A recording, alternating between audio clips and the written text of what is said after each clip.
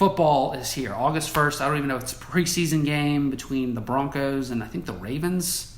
Well, who cares? I'll be watching it because I'm like a crackhead in this first week in rehab. I was starting to jones out really bad. I was getting the itch, getting the scratch. I need football in my life. It was so bad. I was jonesing so bad for football that in between the NBA Finals and just about, I would say, a week ago, for about 2 months, I actually convinced myself to try to get into Major League Baseball. So I went around to the point of, maybe I should adopt a team. I'm trying to get into sports media. Maybe I should adopt a Major League Baseball team because liking LSU baseball just isn't enough. Maybe you have to learn a little bit more other than just the LSU baseball players who are now famous in the major leagues. So I spent about 2 months, I guess you could say, dating MLB teams. And I boiled it down to three MLB teams. So we are going to do the MLB Dating Game. That's right. All right, we've got 3 bachelorettes. The first bachelorette is Yankee Girl. Yankee Girl is a model from New York City and is exactly 5'9". Yankee Girl says she's from the Bronx, but only lives there part-time to mingle with basic people and when she needs money from her sugar daddy, Steinbrenner. Her hobbies include posing for Instagram photos, inviting less attractive women to hang out with her at the bar to make her look better, wearing tight, risque outfits at the local gym, and complaining about guys staring at her at the local gym. Yankee Girl has had hot girl privilege her entire life, and she knows it. Ladies and gentlemen, please welcome Yankee Girl. All right, thank you. Now, our second bachelorette is Red Sock Girl. Red Sock Girl is a bartender from Boston and loves wearing torn-up jean shorts. Red Sox Girl is 4'11" and she reminds you about it all the time. Red Sox Girl is super sexy now, but she says back in high school she was ugly and used to get stuffed in the lockers on the way to class by Yankee Girl. Red Sox Girl's favorite party trick is reciting all the lyrics to Sweet Caroline and telling you the extent to which Yankee Girl sucks, even when Yankee Girl is not even in the room. Oh, who are we kidding? Red Sox Girl never gets invited to parties anyway. But ladies and gentlemen, she's with us here. Please welcome Red Sox Girl. And finally, our last bachelorette is Astro Girl. Astro Girl is an event planner from Houston, Texas. Astro Girl says she didn't stand out in the crowd until 2 years ago when she got a boob job. That's right. Astro Girl loves talking about her country lifestyle, even though she grew up in the woodlands and has gone hunting with her daddy precisely 3 times.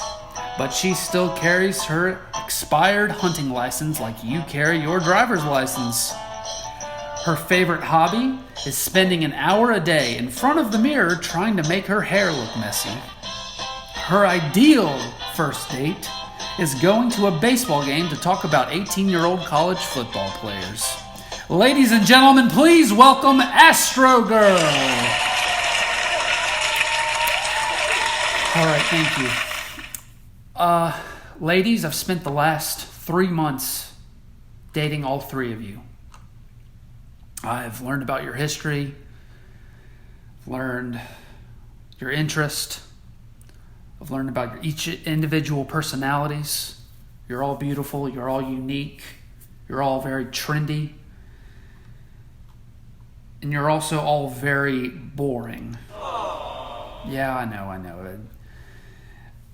It's a void I'm trying to fill until football season. You're not really what I want. In reality, my dream girl is football girl. That's who I want. And she's never boring. And y'all were just the void I was trying to fill until football girl came back to me. Well, she's back.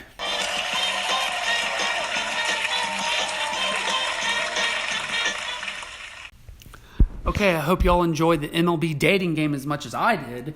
And if you're a person who likes Major League Baseball and were somehow offended and didn't get the joke, well, then I'll just tell you what I told people on the Major League Baseball Twitter handle. The Major League Baseball official Twitter page tweeted, "Imagine not liking baseball, LOL." Well, if you check your ratings, it's actually very easy to imagine not liking baseball. So it's a joke. Get over it. Now, I was going to do sports quote of the week. I think I'm going to do sports quote of the week. All right, sports quote of the week. We're basically just take the best quote, saying from somebody in sports, player, coach, owner, whoever, and that I think is cool, funny, true, whatever.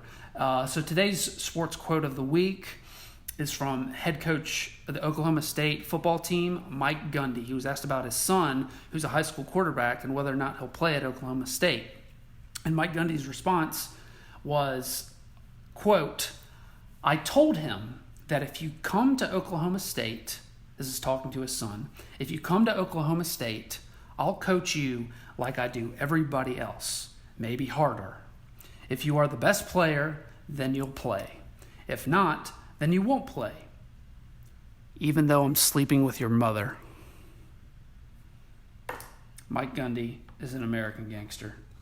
If the mullet didn't say it all, he just said it right there. I'm sleeping with your mother. Oh, God, I love football coaches. Okay, so we're also going to end, usually I think depending on what else is going on, or if I have time to see a movie, a classic movie or a new movie, I'll end it with a movie review because, full disclosure, I am also a film minor. So I'll do a little movie review for new movies that are out or old movies that I've never seen before and review them at the end of every show if I have the time. So today's movie review is two ones. Spider-Man Far From Home, which is the sequel to Spider-Man Homecoming, and Toy Story 4. I was going to do the new Quentin Tarantino movie, Once Upon a Time in Hollywood, but I'm going to see that tomorrow, so I'll probably do that for the next podcast for next week. But that one I will definitely review because I'll be seeing it tomorrow. But Spider-Man Far From Home and Toy Story 4. So Spider-Man Far From Home. It was the sequel to Spider-Man Homecoming. Also, full disclosure, I am not a comic book fan. I don't watch a lot of comic book movies. I saw the new Spider-Man Homecoming with the new young-looking guy. Tom Holland is his name. And I saw it on TV, just flipping through channels, and it was about to come on. I was bored, and so I checked it out. And it was actually really good. Now, I only like 4 comic book movies in my life that I would, in other words, comic book movies that I would watch again. And that's Batman Begins, Deadpool, because it's just hilarious. I piss myself laughing. I love raunchy, disgusting humor. And I really liked this one, Spider-Man Homecoming, because the guy who plays Spider-Man, Tom Holland, actually looks like a teenager. He's not some, 25-year-old dude who's trying to play a 17-year-old Spider-Man nerd, and the school bully looks like he's 35 and is trying to play a high school kid. It's actually high school humor. It's actually high school issues, and beyond that, the believability of the character was actually really surprising. Unlike most superhero movies where it's kind of like action, but it's kind of boring because it's just a bunch of CGI effects and there's not a great story behind it. These Spider-Man movies, these past 2 Spider-Man movies, I know I'm supposed to be talking about Far From Home and not Homecoming, but this past Spider-Man movies, both of them are really shocking and threw me off my game. The best movies to me are the ones that you don't know what's going to happen next. And quite honestly, there were several times where I thought I knew what was going to happen in Spider-Man Homecoming and the new one that I just saw, Far From Home, that I had no idea what was going to happen at each turn, and it shocked me, and I don't know. I don't really have anything else to say because I don't want to get into spoiler territory, and plus I don't want to get too comic booky because I'm not a comic book fan, but Spider-Man Far From Home shocked me. It was just like Homecoming. I don't think it's as good as Homecoming, but I enjoyed it, so definitely check it out, especially if you are a comic book fan. But if you're not, I would definitely give those two movies a try. Other one is Toy Story 4. I saw that like a month ago, but I decided to review it now. Temper your expectations for Toy Story 4. It is, if you're expecting Toy Story 3, which is literally a perfect movie in every possible way, you're going to be disappointed. Now, Toy Story 4 is still good, but the issue that they ran into is the characters aren't as well developed, and also the side characters like Mr. Potato Head and the pig. I can't remember their names, but they weren't used as much in this movie because Don Rickles and some other people are dead, and they literally just sat around doing nothing. So that was kind of disappointing, and I don't know, it just wasn't as impactful as any of the other Toy Story movies. Now, having said that, it's still better than most crap that's out there today in the movie theater, so it's definitely worth seeing, but it's not, I think it's the least of the 4 Toy Story movies, which is still not a bad thing because all those movies literally just have nothing wrong with them, and Toy Story 3 is probably still the best. So, yeah. I don't want to give too much detail because I don't want to spoil things because I have a habit of doing that. But, yeah, there's your movie reviews. There's your sports shit.